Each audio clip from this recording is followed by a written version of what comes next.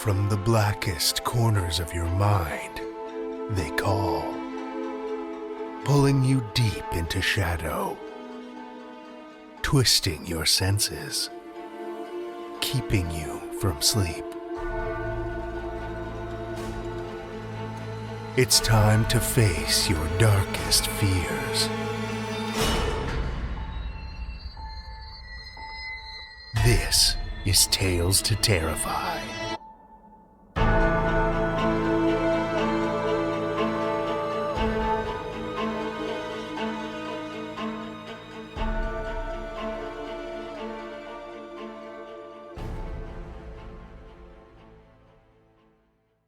Good evening, children of the night, and Merry almost Christmas. I hope you're prepared for a holly jolly haunting holiday season. Our tale tonight is a particularly long one to get you in the spirit. And for our friends over on Patreon, we've got an extra holiday bonus coming your way on Christmas Eve, so stay tuned for that. But tonight, other than to wish you a haunted holiday season, let's not waste any time. We're going to dive right in. Tonight we have perhaps the most classic Christmas ghost story of all time, which comes to us from Charles Dickens. Born in 1812, Charles John Huffam Dickens was a literary luminary renowned for his vivid portrayal and critique of Victorian society. While he was celebrated for timeless classics like A Tale of Two Cities and Great Expectations, Dickens also delved into the macabre. We featured one of his stories on the show before. His ghostly tales reveal a fascination with supernatural elements, showcasing his ability to intertwine social commentary with haunting narratives, most notably in this perennial classic we'll hear tonight.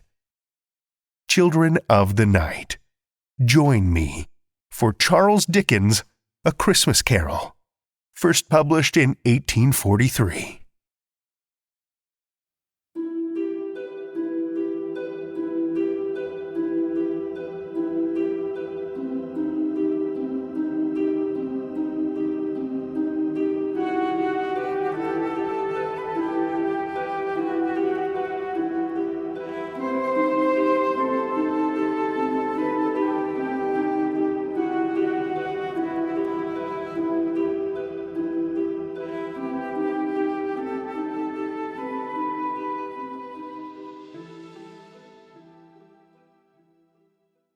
Stave 1. Marley's Ghost. Marley was dead to begin with. There is no doubt whatever about that. The register of his burial was signed by the clergyman, the clerk, the undertaker, and the chief mourner. Scrooge signed it, and Scrooge's name was good upon change for anything he chose to put his hand to. Old Marley was as dead as a doornail. Scrooge knew he was dead. Of course he did. How could it be otherwise? Scrooge and he were partners for I don't know how many years. Scrooge was his sole executor, his sole administrator, his sole assign, his sole residuary legatee, his sole friend, his sole mourner. Scrooge never painted out old Marley's name, however. There it yet stood, years afterwards, above the warehouse door. Scrooge and Marley. The firm was known as Scrooge and Marley. Sometimes people new to the business called Scrooge, and sometimes Marley. He answered to both names. It was all the same to him. Oh, but he was a tight-fisted hand at the grindstone, was Scrooge. A squeezing, wrenching, grasping, scraping, clutching, covetous old sinner. External heat and cold had little influence on him. No warmth could warm, no cold could chill him. No wind that blew was bitterer than he. No falling snow was more intent upon its purpose. No pelting rain less open to entreaty. Foul weather didn't know where to have him. The heaviest rain and snow and hail and sleet could boast of the advantage over him in only one respect. They often came down handsomely. and Scrooge never did. Nobody ever stopped him in the street to say, with gladsome looks, "My dear Scrooge, how are you? When will you come to see me?" No beggars implored him to bestow a trifle, no children asked him what it was o'clock, no man or woman ever once in all his life inquired the way to such and such a place of Scrooge. Even the blindman's dogs appeared to know him, and when they saw him coming on, would tug their owners into doorways and up courts, and then would wag their tails as though they said, "No eye at all is better than an evil eye, dark master."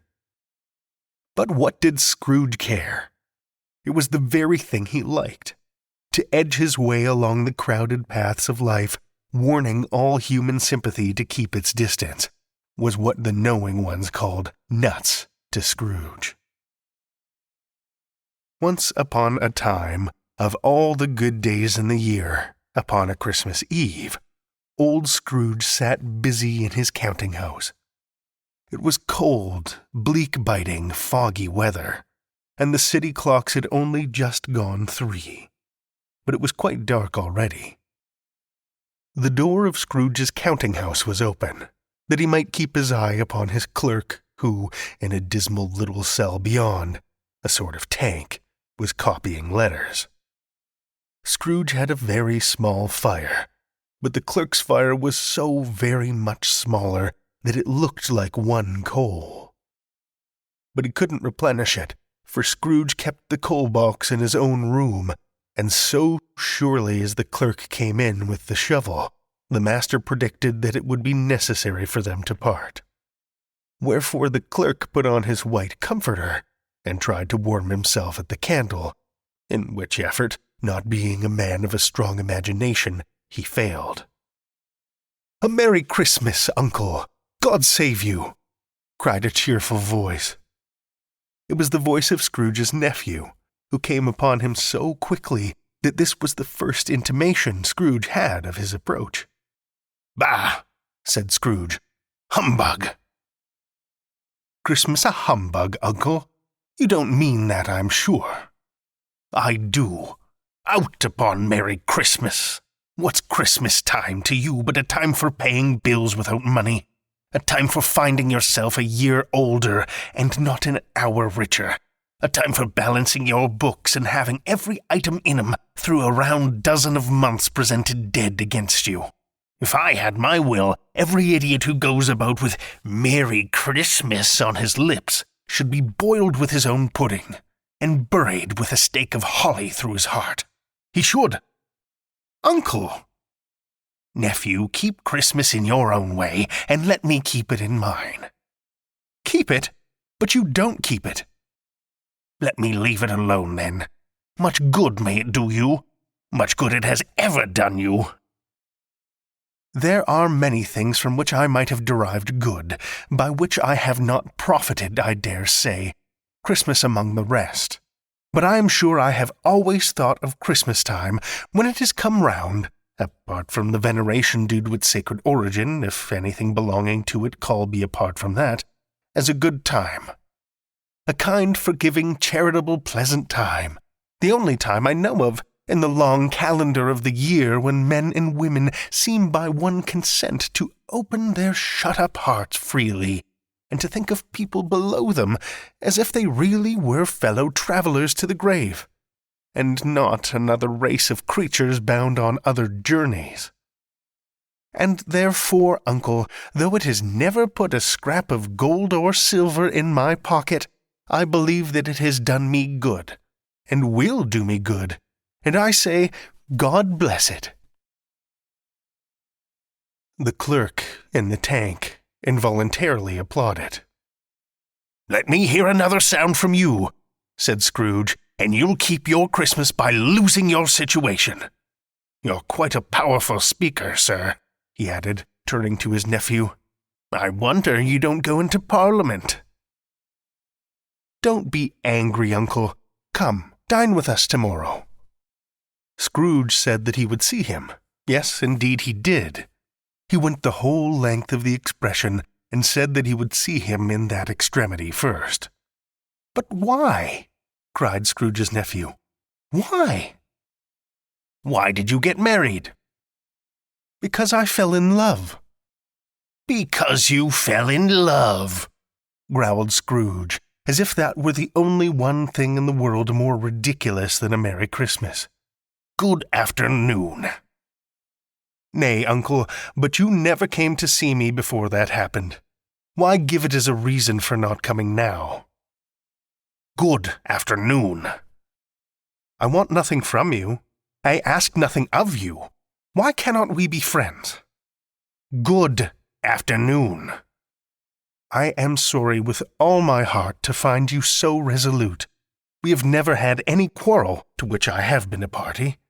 But I have made the trial in homage to Christmas, and I'll keep my Christmas humor to the last. So, a Merry Christmas, Uncle." "Good afternoon." "And a Happy New Year." "Good afternoon." His nephew left the room without an angry word, notwithstanding. The clerk, in letting Scrooge's nephew out, had let 2 other people in. They were portly gentlemen, pleasant to behold, and now stood with their hats off in Scrooge's office. They had books and papers in their hands, and bowed to him. "Scrooge and Marley's, I believe," said one of the gentlemen, referring to his list. "Have I the pleasure of addressing Mr. Scrooge or Mr. Marley?" "Mr. Marley has been dead these 7 years. He died 7 years ago this very night." "At this festive season of the year, Mr. Scrooge," said the gentleman, taking up a pen, "it is more than usually desirable that we should make some slight provision for the poor and destitute, who suffer greatly at this present time. Many thousands are in want of common necessaries. Hundreds of thousands are in want of common comforts, sir." "Are there no prisons?" "Plenty of prisons, but under the impression that they scarcely furnish Christian cheer of mind or body to the unoffending multitude, a few of us are endeavoring to raise a fund to buy the poor some meat and drink, and means of warmth. We choose this time because it is a time, of all others, when want is keenly felt, and abundance rejoices. What shall I put you down for?" "Nothing." "You wish to be anonymous?" "I wish to be left alone. Since you ask me what I wish, gentlemen, that is my answer.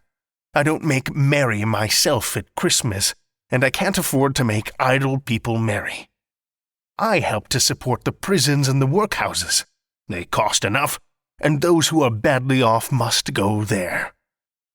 "Many can't go there, and many would rather die." "If they would rather die, they had better do it, and decrease the surplus population." At length the hour of shutting up the counting-house arrived.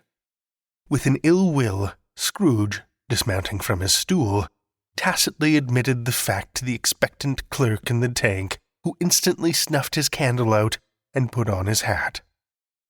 "You'll want all day tomorrow, I suppose?" "If quite convenient, sir." "It is not convenient, and it is not fair. If I was to stop 1/2 crown for it, you'd think yourself mightily ill-used, I'll be bound." "Yes, sir." "And yet you don't think me ill-used when I pay a day's wages for no work?" "It's only once a year, sir." "A poor excuse for picking a man's pocket every 25th of December. But I suppose you must have the whole day. Be here all the earlier next morning." The clerk promised that he would, and Scrooge walked out with a growl. The office was closed in a twinkling, and the clerk, with the long ends of his white comforter dangling below his waist, for he boasted no greatcoat, went down a slide at the end of a lane of boys, 20 times in honor of its being Christmas Eve, and then ran home as hard as he could pelt, to play at blind man's buff.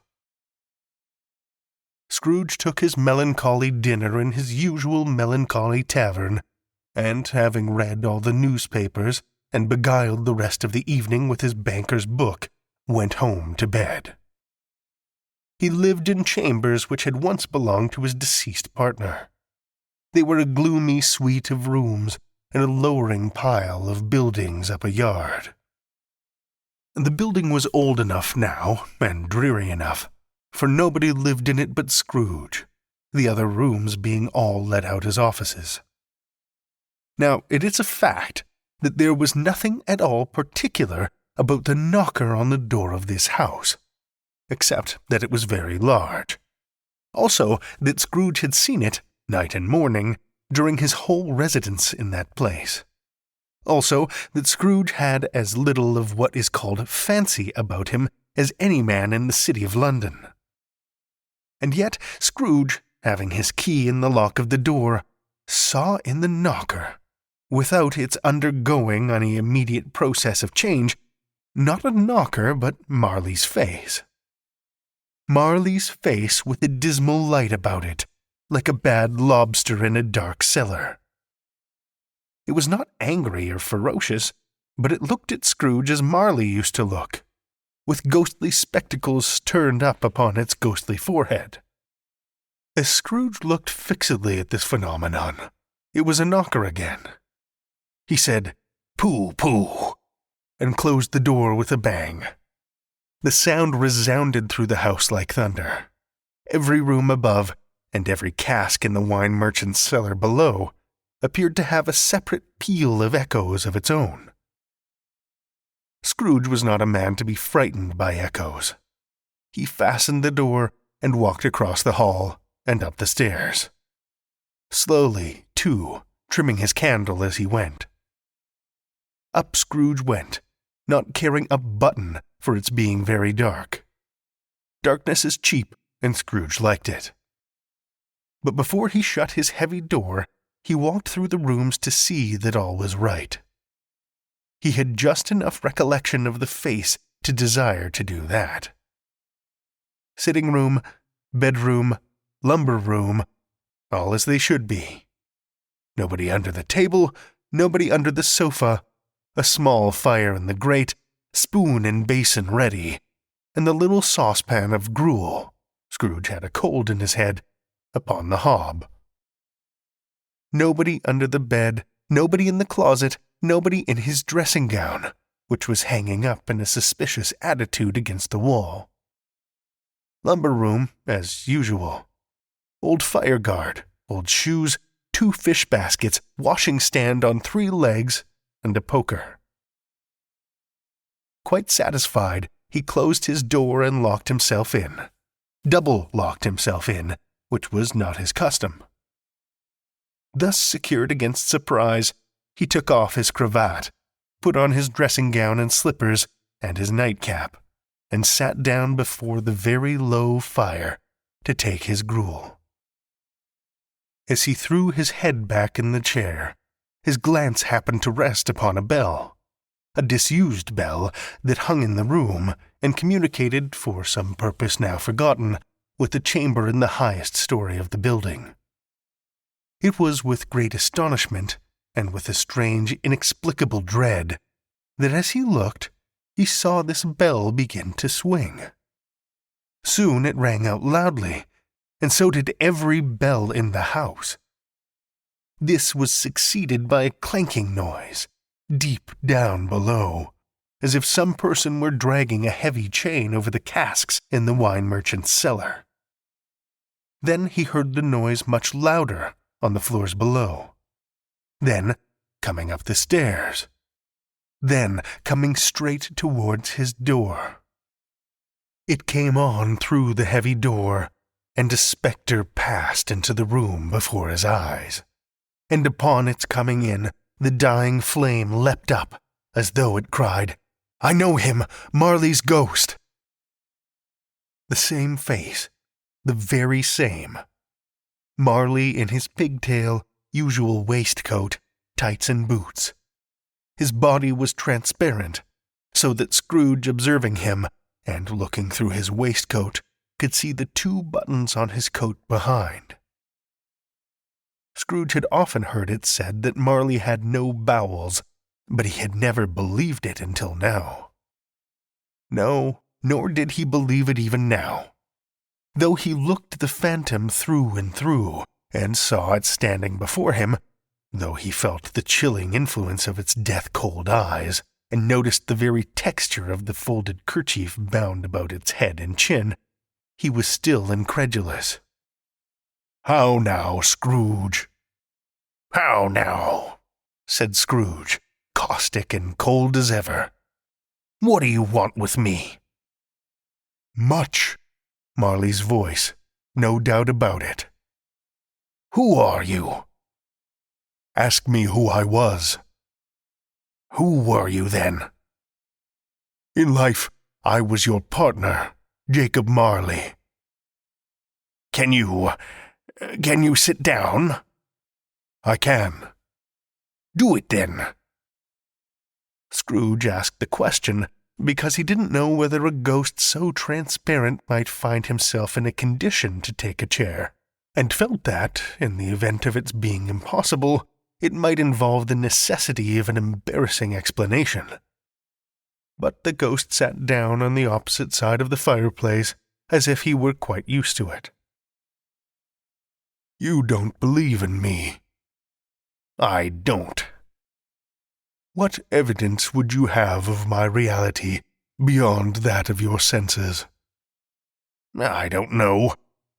"Why do you doubt your senses?" "Because a little thing affects them. A slight disorder of the stomach makes them cheats. You may be an undigested bit of beef, a blot of mustard, a crumb of cheese, a fragment of an underdone potato.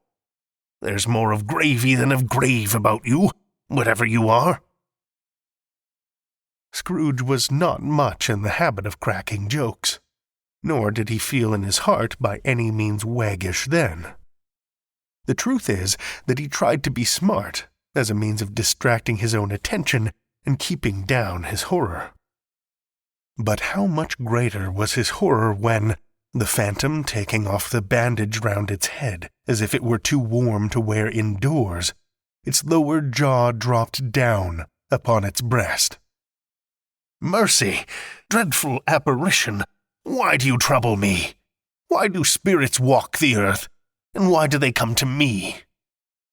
"It is required of every man that the spirit within him should walk abroad among his fellow men, and travel far and wide. And if that spirit goes not forth in life, it is condemned to do so after death. I cannot tell you all I would. A very little more is permitted to me. I cannot rest. I cannot stay. I cannot linger anywhere. My spirit never walked beyond our counting-house. Mark me, in life my spirit never roved beyond the narrow limits of our money-changing hole, and weary journeys lie before me." 7 years dead, and traveling all the time? You travel fast? On the wings of the wind. You might have got over a great quantity of ground in 7 years. Oh, blind man, not to know that ages of incessant labor by immortal creatures for this earth must pass into eternity before the good of which it is susceptible is all developed. Not to know that any Christian spirit, working kindly in its little sphere, whatever it may be, will find its mortal life too short for its vast means of usefulness. Not to know that no space of regret can make amends for one life's opportunities misused. Yet I was like this man. I once was like this man. But you were always a good man of business, Jacob, faltered Scrooge, who now began to apply this to himself. Business, cried the ghost, wringing its hands again. Mankind was my business. The common welfare was my business. Charity, mercy, forbearance, benevolence were all my business. The dealings of my trade were but a drop of water in the comprehensive ocean of my business. Scrooge was very much dismayed to hear the spectre going on at this rate, and began to quake exceedingly. Hear me, My time is nearly gone." "I will, but don't be so hard upon me. Don't be flowery, Jacob, pray." "I am here tonight to warn you that you have yet a chance and hope of escaping my fate, a chance and hope of my procuring Ebenezer." "You were always a good friend to me. Thank ye." "You will be haunted by 3 spirits. "Is that the chance and hope you mentioned, Jacob? I think I'd rather not." "Without their visits, you cannot hope to shun the path I tread. Expect the first tomorrow night, when the bell tolls 1. Expect the second on the next night at the same hour. The third upon the next night, when the last stroke of 12 has ceased to vibrate. Look to see me no more, and look that, for your own sake, you remember what has passed between us." It walked backward from him, and at every step it took, the window raised itself a little, so that, when the apparition reached it, it was wide open. Scrooge closed the window and examined the door by which the ghost had entered. It was double-locked, as he had locked it with his own hands, and the bolts were undisturbed. Scrooge tried to say, "Humbug," but stopped at the first syllable, and being, from the emotion he had undergone, or the fatigues of the day, or his glimpse of the invisible world, or the dull conversation of the ghost, or the lateness of the hour, much in need of repose, he went straight to bed without undressing, and fell asleep on the instant. Stave 2. The first of the 3 spirits. When Scrooge awoke, it was so dark that, looking out of bed, he could scarcely distinguish the transparent window from the opaque walls of his chamber, until suddenly the church clock tolled a deep, dull, hollow, melancholy 1. Light flashed up in the room upon the instant, and the curtains of his bed were drawn aside by a strange figure, like a child, yet not so like a child as like an old man, viewed through some supernatural medium which gave him the appearance of having receded from the view and being diminished to a child's proportions. Its hair, which hung about its neck and down its back, was white as if with age, and yet the face had not a wrinkle in it, and the tenderest bloom was on the skin. It held a branch of fresh green holly in its hand, and, in singular contradiction of that wintry emblem, had its dress trimmed with summer flowers. But the strangest thing about it was that from the crown of its head there sprung a bright, clear jet of light by which all this was visible, and which was doubtless the occasion of its using, in its duller moments, a great extinguisher for a cap, which it now held under its arm. "Are you the spirit, sir, whose coming was foretold to me?" "I am." "Who and what are you?" "I am the ghost of Christmas past." "Long past?" "No, your past.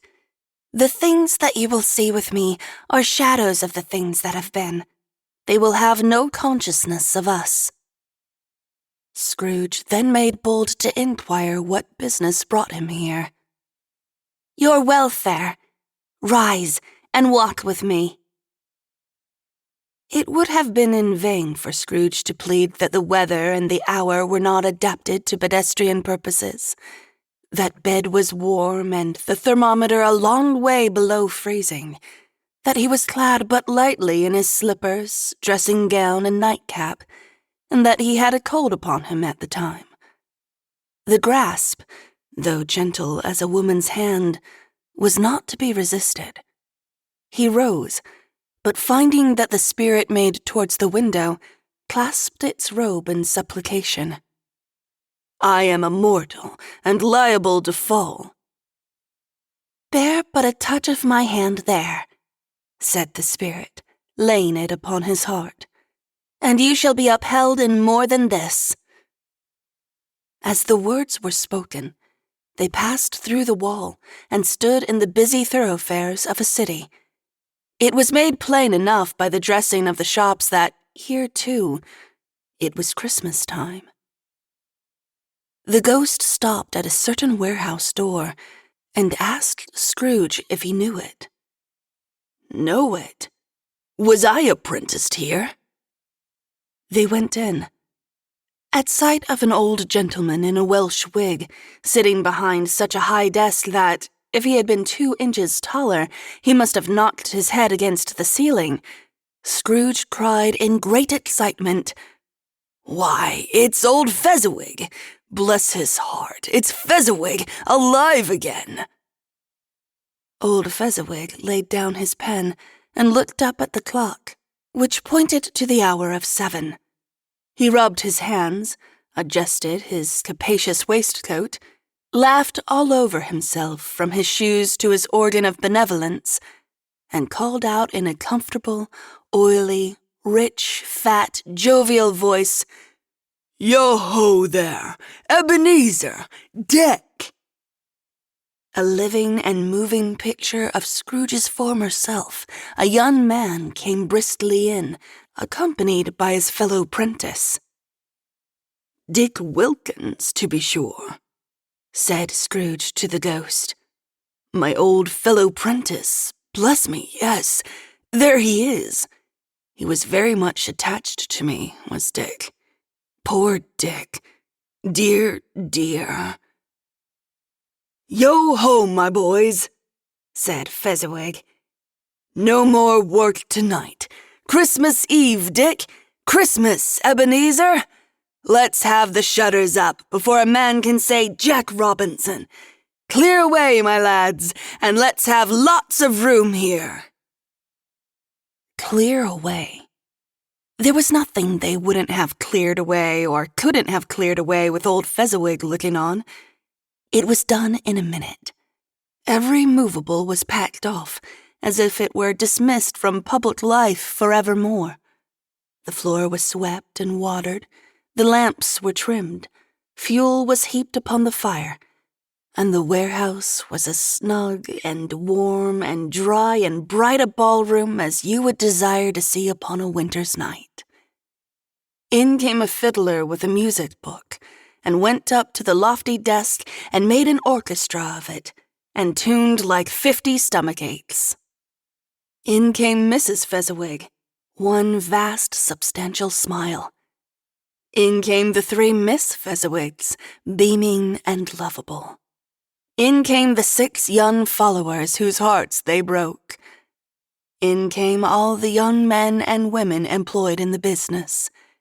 In came the housemaid with her cousin the baker. In came the cook with her brother's particular friend the milkman. In they all came one after another, some shyly, some boldly, some gracefully, some awkwardly, some pushing, some pulling. In they all came, anyhow and everyhow. Away they all went, 20 couple at once. Hands half round and back again the other way, down the middle and up again, round and round in various stages of affectionate grouping. Old top couple always turning up in the wrong place. New top couple starting off again as soon as they got there. All top couples at last, and not a bottom one to help them. When this result was brought about, old Fezziwig, clapping his hands to stop the dance, cried out, "Well done!" And the fiddler plunged his hot face into a pot of porter especially provided for that purpose. There were more dances, and there were forfeits, and more dances, and there was cake, and there was negus, and there was a great piece of cold roast, and there was a great piece of cold boiled, and there were mince pies and plenty of beer. But the great effect of the evening came after the roast and boiled, when the fiddler struck up Sir Roger de Coverley. Then old Fezziwig stood out to dance with Mrs. Fezziwig. Top couple, too, with a good stiff piece of work cut out for them. 3 or 4 and 20 pair of partners, people who were not to be trifled with, people who would dance and had no notion of walking. But if they had been twice as many, 4 times, old Fezziwig would have been a match for them, and so would Mrs. Fezziwig. As to her, she was worthy to be his partner in every sense of the term. A positive light appeared to issue from Fezziwig's calves. They shone in every part of the dance. You couldn't have predicted, at any given time, what would become of him next. And when old Fezziwig and Mrs. Fezziwig had gone all through the dance, advance and retire, turn your partner, bow and curtsy, corkscrew, thread the needle, and back again to your place, Fezziwig cut so deftly that he appeared to wink with his legs. When the clock struck 11, this domestic ball broke up. Mr. and Mrs. Fezziwig took their stations, one on either side of the door, and, shaking hands with every person individually as he or she went out, wished him or her a Merry Christmas. When everybody had retired but the 2 prentices, they did the same to them, and thus the cheerful voices died away, and the lads were left to their beds, which were under a counter in the back shop. "A small matter," said the ghost, "to make these silly folks so full of gratitude. He has spent but a few pounds of your mortal money, 3 or 4 perhaps. Is that so much that he deserves this praise?" "It isn't that," said Scrooge, heated by the remark, and speaking unconsciously like his former, not his latter self. "It isn't that, Spirit. He has the power to render us happy or unhappy, to make our service light or burdensome, a pleasure or a toil. Say that his power lies in words and looks, in things so slight and insignificant that it is impossible to add and count him up. What then? The happiness he gives is quite as great as if it cost a fortune." He felt the spirit's glance and stopped. "What is the matter?" "Nothing particular." "Something, I think?" No. I should like to be able to say a word or two to my clerk just now. That's all." "My time grows short," observed the spirit. "Quick." This was not addressed to Scrooge, or to anyone whom he could see, but it produced an immediate effect. For again he saw himself. He was older now, a man in the prime of life.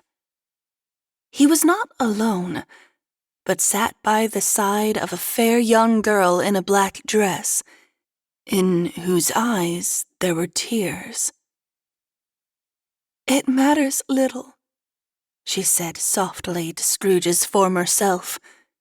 "To you, very little. Another idol has displaced me, and if it can comfort you in time to come, as I would have tried to do, I have no just cause to grieve." "What idol has displaced you?" "A golden one.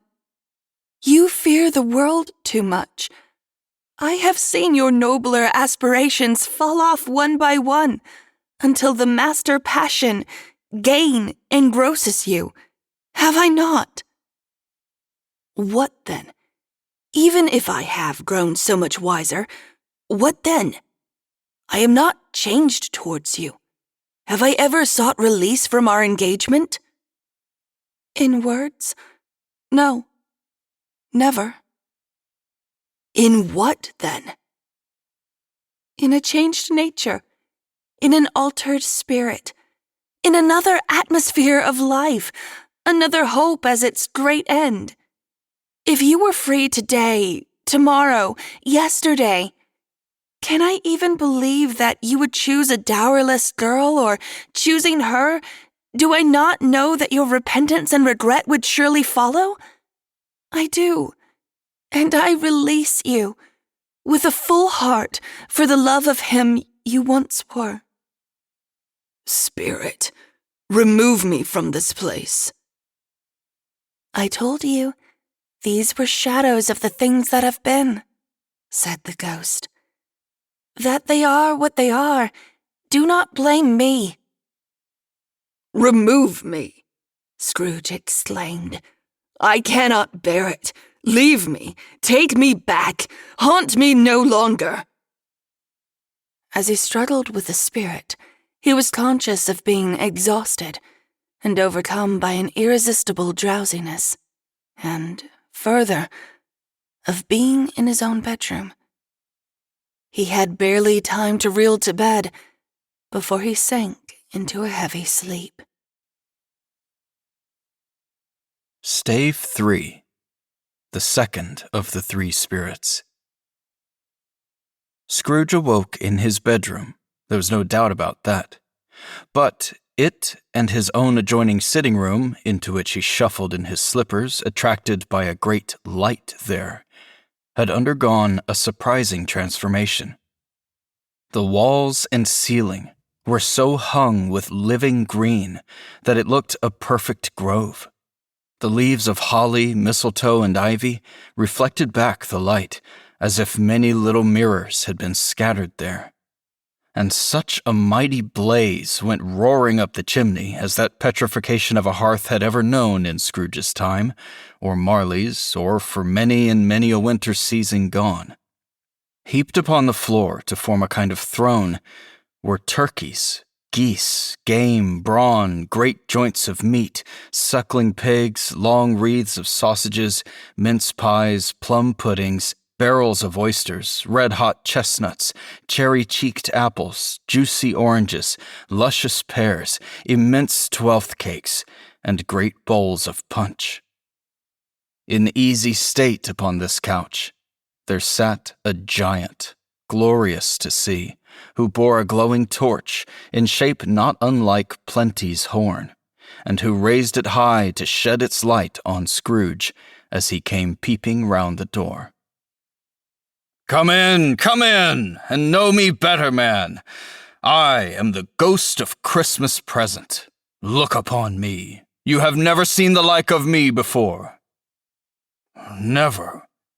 Have never walked forth with the younger members of my family, meaning, for I am very young, my elder brothers born in these late years, pursued the phantom. I don't think I have. I am afraid I have not. Have you had many brothers, Spirit? More than 1,800. A tremendous family to provide for. Spirit, conduct me where you will. I went forth last night on compulsion, and I learned a lesson which is working now. Tonight, if you have aught to teach me, let me profit by it. Touch my robe. Scrooge did as he was told, and held it fast. The room and its contents all vanished instantly, and they stood in the city streets upon a snowy Christmas morning. Scrooge and the ghost passed on, invisible, straight to Scrooge's clerks, and on the threshold of the door the spirit smiled and stopped to bless Bob Cratchit's dwelling with the sprinklings of his torch. Think of that. Bob had but 15 bob a week himself. He pocketed on Saturdays but 15 copies of his Christian name, and yet the ghost of Christmas present blessed his 4-roomed house. Then up rose Mrs. Cratchit, Cratchit's wife, dressed out but poorly in a twice-turned gown, brave in ribbons which are cheap and make a goodly show for 6pence, and she laid the cloth, assisted by Belinda Cratchit, second of her daughters, also brave in ribbons, while Master Peter Cratchit plunged a fork into the saucepan of potatoes, and getting the corners of his monstrous shirt collar, Bob's private property conferred upon his son and heir in honor of the day, into his mouth, rejoiced to find himself so gallantly attired, and yearned to show his linen in the fashionable park. And now 2 smaller Cratchits, boy and girl, came tearing in, screaming that outside the baker's they had smelt the goose and known it for their own. And basking in luxurious thoughts of sage and onion, these young Cratchits danced about the table and exalted Master Peter Cratchit to the skies, while he, not proud although his collars nearly choked him, blew the fire until the slow potatoes, bubbling up, knocked loudly at the saucepan lid to be let out and peeled. "What has ever got your precious father, then?" said Mrs. Cratchit. "And your brother, Tiny Tim, and Martha weren't as late last Christmas Day by half an hour." "Here's Martha, Mother," said a girl, appearing as she spoke. "Here's Martha, Mother," cried the 2 young Cratchits. "Hurrah! There's such a goose, Martha." "Why, bless your heart alive, my dear, how late you are," said Mrs. Cratchit, kissing her a dozen times and taking off her shawl and bonnet for her.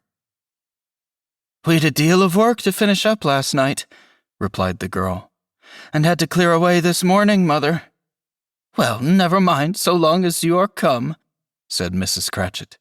"Sit ye down before the fire, my dear, and have a warm, Lord bless ye." "No, there's Father coming," cried the 2 young Cratchits, who were everywhere at once. "Hide, Martha, hide!" So Martha hid herself, and in came little Bob the father, with at least 3 feet of comforter, exclusive of the fringe, hanging down before him, and his threadbare clothes darned up and brushed to look seasonable, and Tiny Tim upon his shoulder. As for Tiny Tim, he bore a little crutch, and had his limbs supported by an iron frame. "Why, where's our Martha?" cried Bob Cratchit, looking around. "Not coming," said Mrs. Cratchit. "Not coming," said Bob, with a sudden declension in his high spirits, for he had been Tim's blood horse all the way from church, and had come home rampant. "Not coming on Christmas Day." Martha didn't like to see him disappointed, if it were only in joke, so she came out prematurely from behind the closet door and ran into his arms, while the 2 young Cratchits hustled Tiny Tim and bore him off to the wash-house that he might hear the pudding singing in the copper. "And how did little Tim behave?" asked Mrs. Cratchit, when she had rallied Bob on his credulity, and Bob had hugged his daughter to his heart's content. "As good as gold," said Bob. "And better. Somehow he gets thoughtful, sitting by himself so much, and thinks the strangest things you ever heard. He told me coming home that he hoped the people saw him in the church because he was a cripple, and it might be pleasant to them to remember upon Christmas Day who made the lame beggars walk and blind men see." Bob's voice was tremulous when he told them this, and trembled more when he said that Tiny Tim was growing strong and hearty. His active little crutch was heard upon the floor, and back came Tiny Tim before another word was spoken, escorted by his brother and sister to his stool beside the fire. And while Bob, turning up his cuffs, as if, poor fellow, they were capable of being made more shabby, compounded some hot mixture in a jug with gin and lemons, and stirred it round and put it on the hob to simmer, Master Peter and the 2 ubiquitous young Cratchits went to fetch the goose, with which they soon returned in high procession. Mrs. Cratchit made the gravy, ready beforehand in a little saucepan, hissing hot. Master Peter mashed the potatoes with incredible vigor, Miss Belinda sweetened up the applesauce, Martha dusted the hot plates, Bob took Tiny Tim beside him in a tiny corner at the table, the 2 young Cratchits set chairs for everybody, not forgetting themselves, and mounting guard upon their posts, crammed spoons into their mouths, lest they should shriek for goose before their turn came to be helped. At last the dishes were set on, and grace was said. It was succeeded by a breathless pause, as Mrs. Cratchit, looking slowly all along the carving knife, prepared to plunge it in the breast.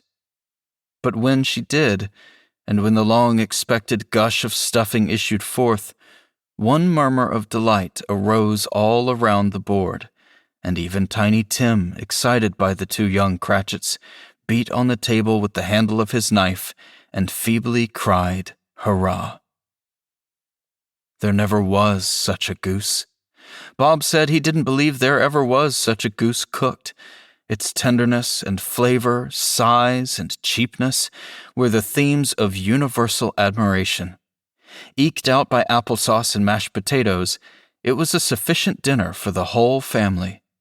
Indeed, as Mrs. Cratchit said with great delight, surveying one small atom of a bone upon the dish, they hadn't ate it all at last. Yet everyone had had enough, and the youngest Cratchits in particular were steeped in sage and onion to the eyebrows. But now, the plates being changed by Miss Belinda, Mrs. Cratchit left the room alone, too nervous to bear witness, to take the pudding up and bring it in. Suppose it should not be done enough. Suppose it should break in turning out. Suppose somebody should have got over the wall of the backyard and stolen it while they were merry with the goose, a supposition at which the two young Cratchits became livid. All sorts of horrors were supposed. Hallo! A great deal of steam. The pudding was out of the copper, and smell like a washing day. That was the cloth. A smell like an eating house and a pastry cook's next door to each other, with a laundress's next door to that. That was the pudding. In half a minute Mrs. Cratchit entered, flushed but smiling proudly, with the pudding, like a speckled cannonball, so hard and firm, blazing in half a quartern of ignited brandy, and bedight with Christmas holly stuck into the top. "Oh, a wonderful pudding," Bob Cratchit said, and calmly too, that he regarded it as the greatest success achieved by Mrs. Cratchit since their marriage. Mrs. Cratchit said that now the weight was off her mind, she would confess she had her doubts about the quantity of flour. Everybody had something to say about it, but nobody said or thought it was at all a small pudding for a large family. Any Cratchit would have blushed to hint at such a thing. At last, the dinner was all done, the cloth was cleared, the hearth swept, and the fire made up. The compound in the jug being tasted and considered perfect, apples and oranges were put upon the table, and a shovelful of chestnuts on the fire. Then all the Cratchit family drew round the hearth, in what Bob Cratchit called a circle, and at Bob Cratchit's elbow stood the family display of glass, 2 tumblers and a custard cup without a handle. These held the hot stuff from the jug, however, as well as golden goblets would have done, and Bob served it out with beaming looks, while the chestnuts on the fire sputtered and crackled noisily. Then Bob proposed, "A Merry Christmas to us all, my dears. God bless us," which all the family re-echoed. "God bless us, every one," said Tiny Tim, the last of all. He sat very close to his father's side upon his little stool. Bob held his withered little hand in his, as if he loved the child and wished to keep him by his side, and dreaded that he might be taken from him. Scrooge raised his head speedily on hearing his own name. "Mr. Scrooge," said Bob. "I'll give you Mr. Scrooge, the founder of the feast." "The founder of the feast, indeed!" cried Mrs. Cratchit, reddening. "I wish I had him here. I'd give him a piece of my mind to feast upon, and I hope he'd have a good appetite for it." "My dear," said Bob, "the children, Christmas Day." "It should be Christmas Day, I'm sure," said she. "On which one drinks the health of such a odious, stingy, hard, unfeeling man as Mr. Scrooge. You know he is, Robert. Nobody knows it better than you do, poor fellow." "My dear," was Bob's mild answer. Christmas Day. I'll drink his health for your sake and the day's, said Mrs. Cratchit. Not for his. Long life to him, a Merry Christmas and a Happy New Year. He'll be very merry and very happy, I have no doubt. The children drank the toast after her. It was the first of their proceedings which had no heartiness in it. Tiny Tim drank it last of all, but he didn't care 2 pence for it. Scrooge was the ogre of the family. The mention of his name cast a dark shadow on the party, which was not dispelled for full 5 minutes. After it had passed away, they were 10 times merrier than before, from the mere relief of Scrooge the Baleful being done with. Bob Cratchit told them how he had a situation in his eye for Master Peter, which would bring in, if obtained, full 5 and 6 pence weekly. The 2 young Cratchits laughed tremendously at the idea of Peter's being a man of business, and Peter himself looked thoughtfully at the fire from between his collars, as if he were deliberating what particular investments he should favor when he came into the receipt of that bewildering income. Martha, who was a poor apprentice at a milliner's, then told them what kind of work she had to do, and how many hours she worked at a stretch, and how she meant to lie abed tomorrow morning for a good long rest, tomorrow being a holiday she passed at home. Also, how she had seen a countess and a lord some days before, and how the lord was much about as tall as Peter, at which Peter pulled up his collars so high that you couldn't have seen his head if you had been there. All this time the chestnuts in the jug went round and by they had a song about a lost child traveling in the snow from Tiny Tim, who had a plaintive little voice and sang it very well indeed. There was nothing of high mark in this. They were not a handsome family, they were not well dressed, their shoes were far from being waterproof, their clothes were scanty, and Peter might have known, and very likely did, the inside of a pawnbroker's. But they were very happy, grateful, pleased with one another, and contented with the time. And when they faded, and looked happier yet in the bright sprinklings of the spirit's torch at parting, Scrooge had his eye upon them, and especially on Tiny Tim, until the last. It was a great surprise to Scrooge, as this scene vanished, to hear a hearty laugh. It was a much greater surprise to Scrooge to recognize it as his own nephew's, and to find himself in a bright, dry, gleaming room, with the spirit standing smiling by his side and looking at that same nephew. It is a fair, even-handed, noble adjustment of things that while there is infection and disease and sorrow, there is nothing in the world so irresistibly contagious as laughter and good humor. When Scrooge's nephew laughed, Scrooge's niece by marriage laughed as heartily as he, and their assembled friends, being not a bit behindhand, laughed out lustily. "He said that Christmas was a humbug, as I live," cried Scrooge's nephew. "He believed it, too." "More shame for him, Fred," said Scrooge's niece indignantly. "Bless those women. They never do anything by halves. They are always in earnest." She was very pretty, exceedingly pretty, with a dimpled, surprised-looking capital face, a ripe little mouth that seemed made to be kissed, as no doubt it was, all kinds of good little dots about her chin that melted into one another when she laughed, and the sunniest pair of eyes you ever saw in any little creature's head.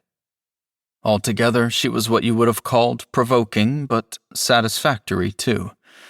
Oh, perfectly satisfactory. "He's a comical old fellow," said Scrooge's nephew. "That's the truth, and not so pleasant as he might be. However, his offenses carry their own punishment, and I have nothing to say against him. Who suffers by his ill whims? Himself, always. Here he takes it into his head to dislike us, and he won't come and dine with us. What's the consequence? He don't lose much of a dinner." "Indeed, I think he loses a very good dinner," interrupted Scrooge's niece. Everybody else said the same, and they must be allowed to have been competent judges because they had just had dinner, and with the dessert upon the table, were clustered round the fire by lamplight. "Well, I am very glad to hear it," said Scrooge's nephew, "because I haven't any great faith in these young housekeepers. What do you say, Topper?" Topper clearly had his eye on one of Scrooge's niece's sisters, for he answered that a bachelor was a wretched outcast who had no right to express an opinion on the subject, whereat Scrooge's niece's sister, the plump one with the lace tucker, not the one with the roses, blushed. After tea they had some music, for they were a musical family and knew what they were about. When they sung a glee or catch, I can assure you, especially Topper, who could growl away in the bass like a good one, and never swell the large veins in his forehead or get red in the face over it. But they didn't devote the whole evening to music.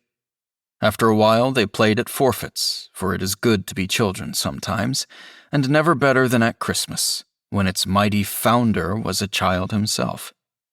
There was first a game at blind man's bluff, though, and I no more believe Topper was really blinded than I believe he had eyes in his boots, because the way in which he went after that plump sister in the lace tucker was an outrage on the credulity of human nature, knocking down the fire irons, tumbling over the chairs, bumping up against the piano, smothering himself among the curtains.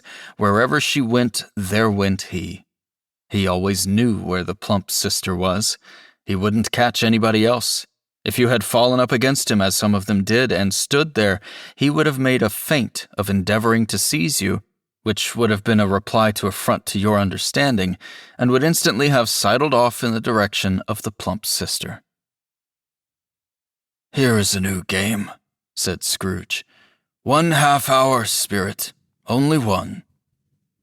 It was a game called Yes and No, where Scrooge's nephew had to think of something, and the rest must find out what, he only answering to their questions yes or no, as the case was.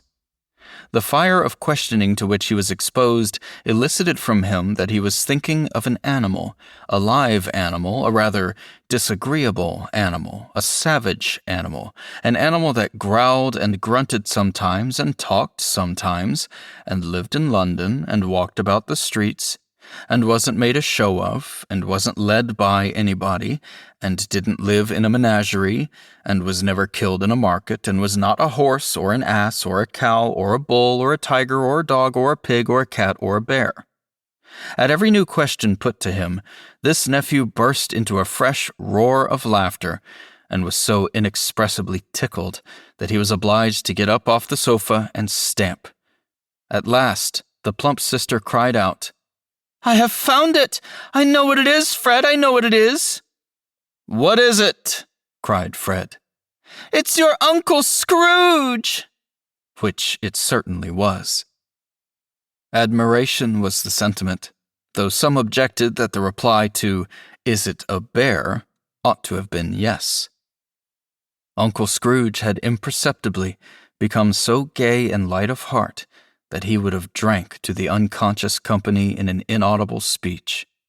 But the whole scene passed off in the breath of the last words spoken by his nephew, and he and the spirit were alone again upon their travels.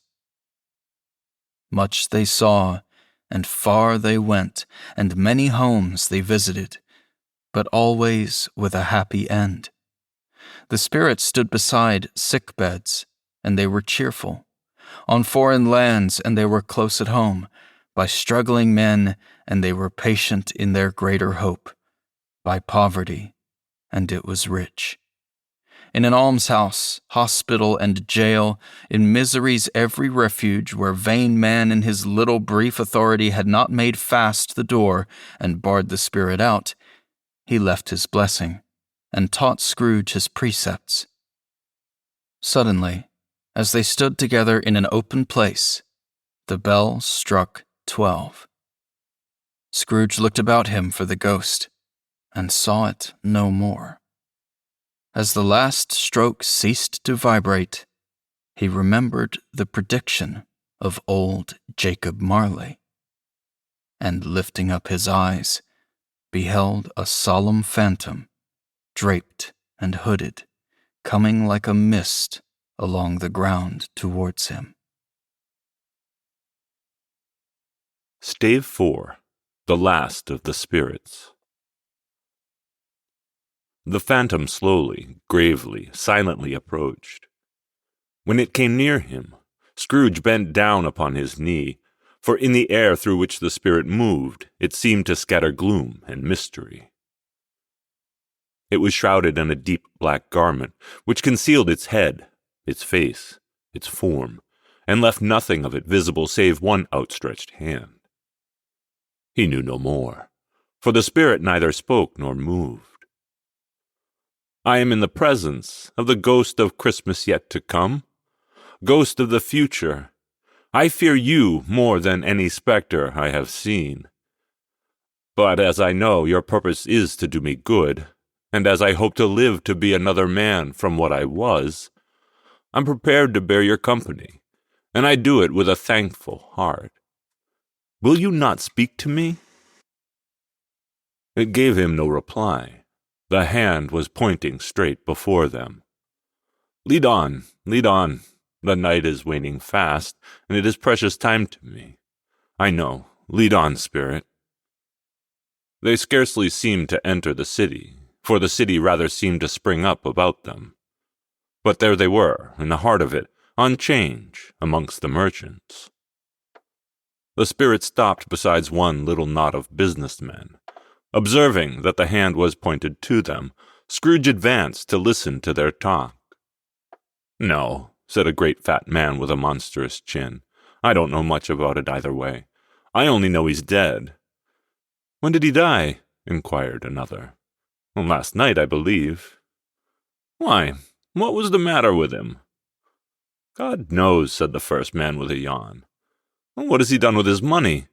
asked the red-faced gentleman. "I haven't heard," said the man with the large chin. "Company, perhaps. He hasn't left it to me. That's all I know. Bye-bye." Scrooge was at first inclined to be surprised that the spirit should attach importance to conversation apparently so trivial. But feeling assured that it must have some hidden purpose, he set himself to consider what it was likely to be. It could scarcely be supposed to have any bearing on the death of Jacob, his old partner, for that was past, and this ghost's province was the future. He looked about in that very place for his own image, but another man stood in his accustomed corner, and though the clock pointed to his usual time of day for being there, he saw no likeness of himself among the multitudes that poured in through the porch. It gave him little surprise, however, for he had been revolving in his mind a change of life, and he thought and hoped he saw his new-born resolution carried out in this. They left this busy scene, and went into an obscure part of town, to a low shop where iron, old rags, bottles, bones, and greasy offal were bought. A gray-haired rascal of great age sat smoking his pipe. Scrooge and the phantom came into the presence of this man, just as a woman with a heavy bundle slunk into the shop. But she had scarcely entered when another woman, similarly laden, came in too, and she was closely followed by a man in faded black. After a short period of blank astonishment, in which the old man with the pipe had joined them, they all three burst into a laugh. "Let the charwoman alone to be the first," cried she who had entered first. "Let the laundress alone to be the second, and let the undertaker's man alone to be the third. Look here, old Joe, here's a chance, if we hadn't all three met here without meaning it. You couldn't have met in a better place. You were made free of it long ago, you know, and the other two ain't strangers. What have you got to sell? What have you all got to sell? Half a minute's patience, Joe, and you shall see."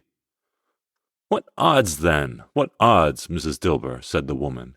"Every person has a right to take care of themselves. He always did.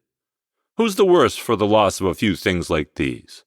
Not a dead man, I suppose." Mrs. Dilber, whose manner was remarkable for general propitiation, said, "No, indeed, ma'am. If he wanted to keep him after he was dead, a wicked old screw, why wasn't he natural in his lifetime? If he had been, he'd have somebody to look after him when he was struck with death, instead of lying gasping out his last there, alone by himself. 'Tis the truest word that was ever spoke. It's a judgment of him. I wish it was a little heavier judgment, and it should have been. You may depend upon it. If I could have laid my hands on anything else, open that bundle, old Joe, and let me know the value of it. Speak out plain. I'm not afraid to be the first, nor am I afraid for them to see it." Joe went down on his knees for the greater convenience of opening the bundle, and dragged out a large and heavy roll of some dark stuff. "What do you call this?"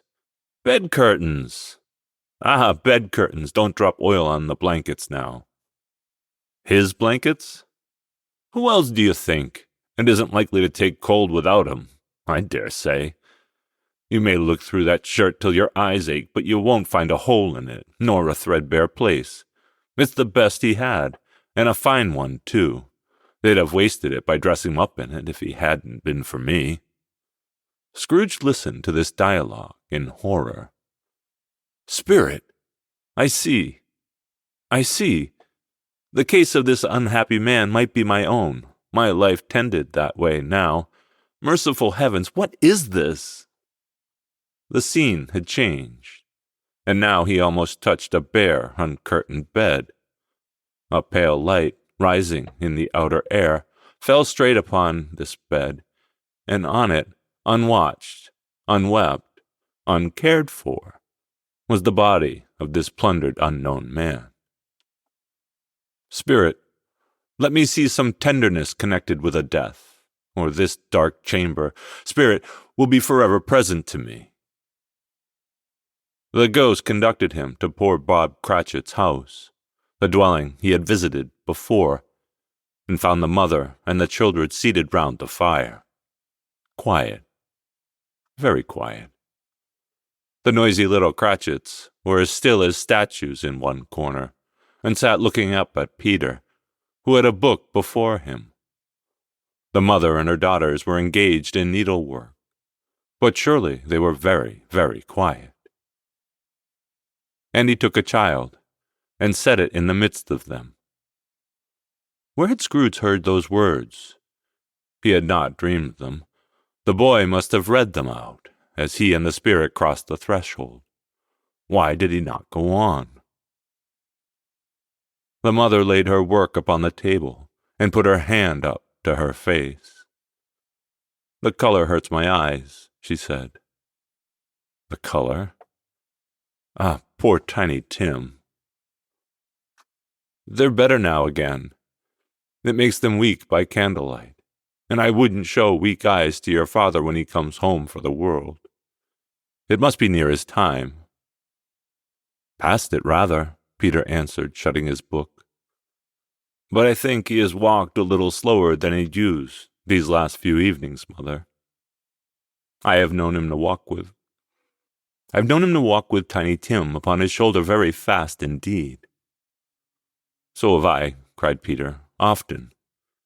"And so have I," exclaimed Mother. So had all. But he was very light to carry, and his father loved him so, and that it was no trouble. No trouble. Oh, and there's your father at the door." She hurried out to meet him, and little Bob and his comforter, he had need of it, poor fellow, came in. His tea was ready for him on the hob, and they all tried who should help him get it most. Then the two young Cratchits got upon his knee and laid each child a little cheek upon his face, as if they said, "Don't mind it, father. Don't be grieved." Bob was very cheerful with them, and spoke pleasantly to all the family. He looked at the work upon the table, and praised the industry and speed of Mrs. Cratchit and the girls. They would be done long before Sunday, he said. "Sunday? You went today, then, Robert?" "Yes, my dear," returned Bob. "I wish you could have gone. It would have done you good to see how green a place it is. But you'll see it often. I promised him that I would walk there on Sunday. My little child. My little child. He broke down all at once. He couldn't help it. If he could have helped it, he and his child would have been farther apart, perhaps, than they were. "Spectre," said Scrooge, "something informs me that our parting moment is at hand. I know it, but I know not how. Tell me what man that was, with the covered face whom we saw lying dead." The ghost of Christmas yet to come conveyed him to a dismal, wretched, ruinous churchyard. The spirit stood among the graves and pointed down to one. "Before I draw nearer to that stone to which you point, answer me one question. Are these the shadow of things that will be, or are they shadows of the things that may be only?" Still, the ghost pointed downward to the grave by which it stood. Men's courses will foreshadow certain ends, to which, if persevered in, they must lead. But if the courses be departed from, the ends will change. Say it is thus with what you show me. The spirit was immovable, as ever. Scrooge crept towards it, trembling as he went, and, following the finger, read upon the stone of the neglected grave his own name, Ebenezer Scrooge. Am I that man who laid upon the bed? No, spirit. Oh, no. Spirit, hear me. I am not the man I was. I will not be the man that I must have been for this intercourse. Why show me this if I am past all hope? Assure me that I may yet change these shadows you have shown me by altered life.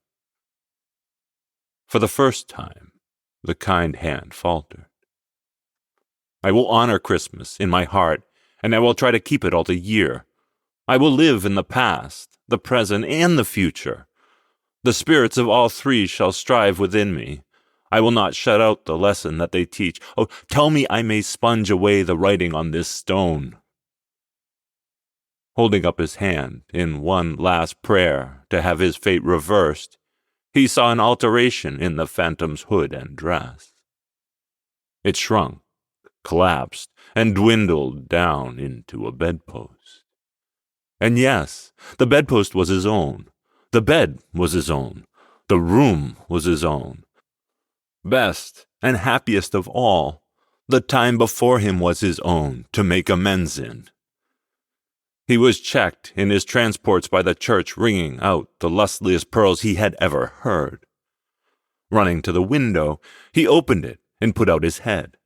No fog, no mist, no night, clear, bright, stirring, golden day. "What's today?" cried out Scrooge, calling down to a boy in Sunday clothes, who perhaps had loitered in to look about. "Eh? What's today, my fine fellow?" "Today? Why, it's Christmas Day." "It's Christmas Day. I haven't missed it. Hello, my fine fellow, hello! Do you know the poulterers in the next street but one at the corner?" "I should hope I did." "An intelligent boy, a remarkable boy. Do you know whether they've sold the prize turkey that was hanging up there? Not the little prize turkey, the big one." "What, the one as big as me? What a delightful boy. It's a pleasure to talk to him. Yes, my buck. Well, it's hanging there now." "It is? Go and buy it." "Walker!" exclaimed the boy. No, I am in earnest. Go and buy it, and tell him to bring it here, that I may give them directions where to take it. Come back with a man, and I shall give you a shilling.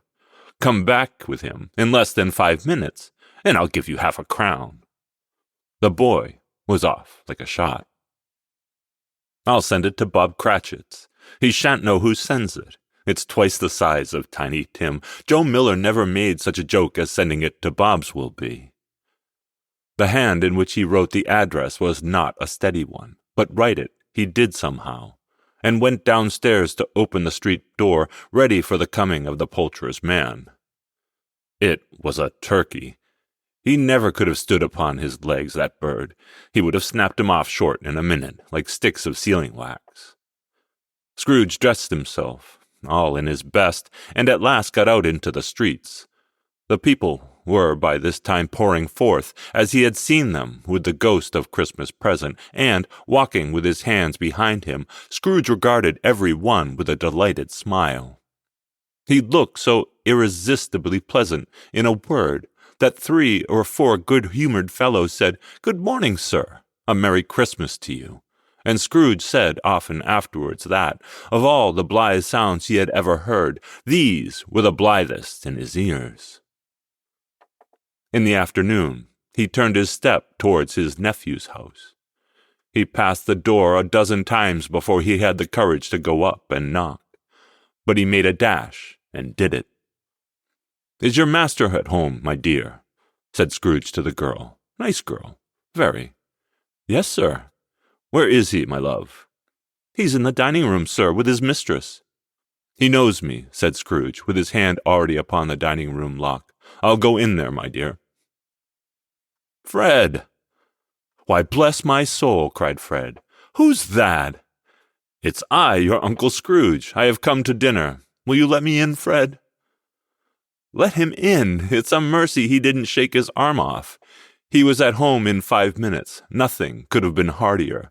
His niece looked just the same. So did Topper when he came. So did the plump sister when she came. So did every one when they came. A wonderful party, wonderful games, wonderful unanimity, wonderful happiness."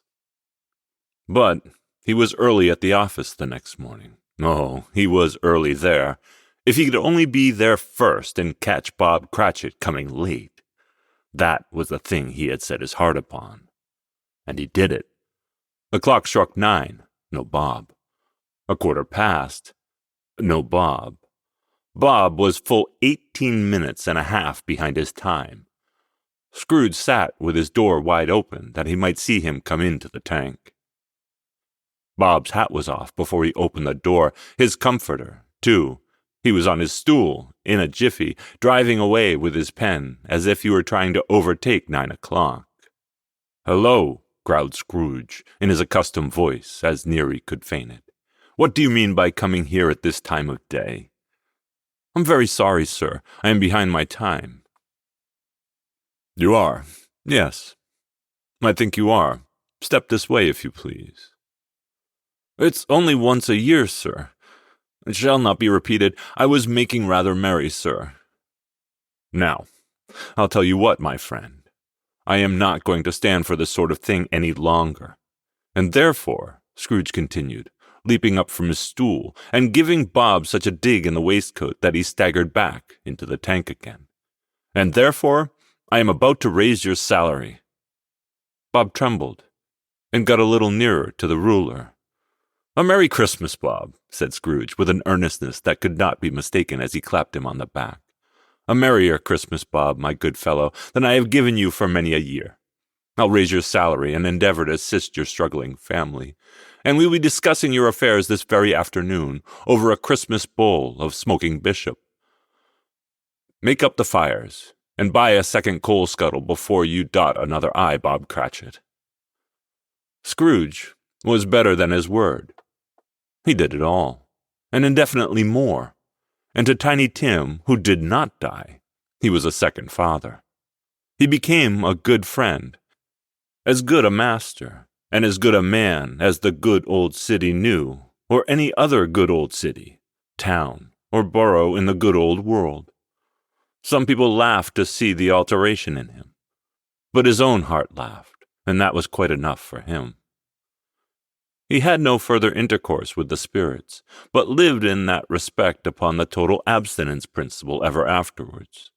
And it was always said of him that he knew how to keep Christmas well, if any man alive possessed the knowledge.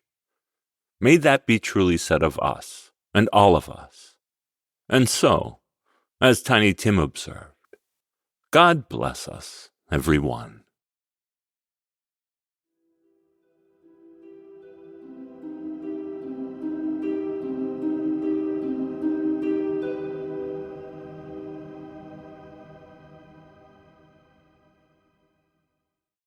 That was Charles Dickens' A Christmas Carol. as read by the staff here at Tales to Terrify. In order, myself, Krystal Hammond, Andrew Gibson, and Seth Williams. For more info about each of us, you can visit talestoterrify.com/staff. Merry Christmas, everyone.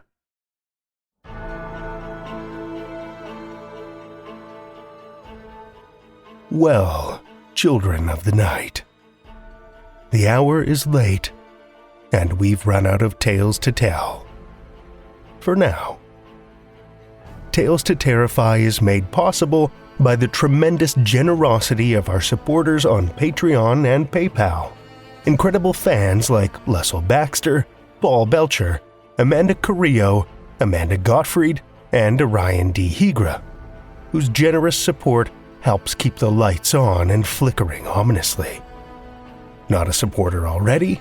Head over to patreon.com/talestoterrify, where you'll find all kinds of perks, like ad-free episodes, bonus content, and one-of-a-kind collectibles and merch packs. Every dollar goes back into this show to make it as horrific as possible, and we appreciate it so much. Want another way to support the show that doesn't cost a cent?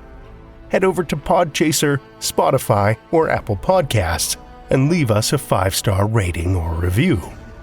You'll not only put an unnaturally wide smile on our faces, but help new listeners discover our terrifying tales too. Why not share your love of the show out in the world with some Tales to Terrify merch?